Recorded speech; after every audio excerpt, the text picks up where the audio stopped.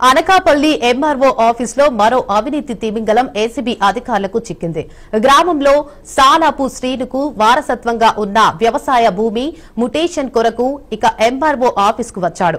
అయితే పని పూర్తి కావాలంటే తనకు 30,000 లంచం ఇవ్వాలని అక్కిరెడ్డిపాలెం వీఆర్ఓ సూర్యనారాయణ డిమాండ్ చేశారు. తాను పేద వ్యక్తిని అని అంత డబ్బులు ఇవ్వలేను అని వీఆర్ఓ సూర్యనారాయణను వేడుకున్నా వినకపోవడంతో చేసేదేమీ లేక డబ్బులు ఇవ్వడానికి సిద్దపడ్డాడు. అదే సమయంలో రైట్స్ కోసం వచ్చిన ఏసీబీ అధికారులకు ఈ దృశ్యం కనపడటంతో వీఆర్ఓ రెడ్ హ్యాండెడ్ గా పట్టుకున్నారు. ఇక ఎంఆర్ఓ కార్యాలయంలో విచారణ కొనసాగుతోందని, దర్యాప్తు అనంతరం నిందితుడిపై చట్ట ప్రకారం చర్యలు తీసుకుంటామని అధికారులు తెలిపారు.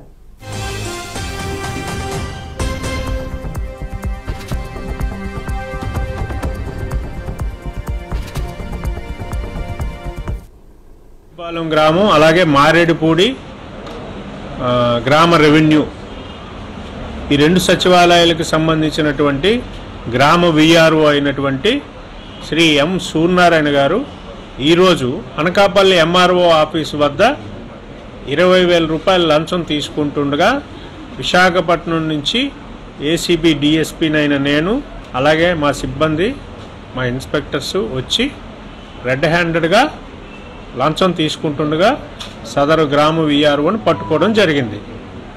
అసలు ఏంటంటే ఈ అక్కిరెడ్డిపాలెం గ్రామానికి చెందినటువంటి ఒక రైతు ఎవరైతే ఉన్నారో వాళ్ళ నాన్నగారు సంజీవరావు గారు మే 30వ తారీఖున చనిపోయారు.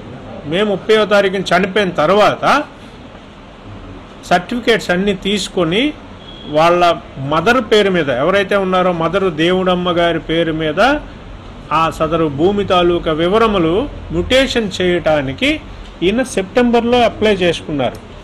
సెప్టెంబర్లో అప్లై చేసుకుంటే అది ఈ దినము వరకు కూడా పూర్తిగా చేయకుండా సుమారు 24 సర్వే నెంబర్లో గల సుమారు 3.5 ఎకరాల భూమిని మ్యుటేషన్ కోసం దరఖాస్తు చేసుకుంటే ఆ 24 నెంబర్లలోని 19 నెంబర్లు మాత్రమే మొన్న 1వ తారీఖు చేసి రిమైనింగ్ 5 కూడా తాను అడిగినటువంటి మొట్టమొదట 50,000 రూపాయలు లంచం అడిగాడండి. తర్వాత మళ్ళీ 30,000 అన్నాడు. ఆ తర్వాత మళ్ళీ 20,000 అన్నాడు. సో 20,000 రూపాయలు కాదు కదా, 1 రూపాయి కూడా లంచం ఇవ్వడం ఇష్టం లేనటువంటి సదరు రైతు నిన్న మా వద్దకు వచ్చి రిపోర్ట్ ఇవ్వడం జరిగింది.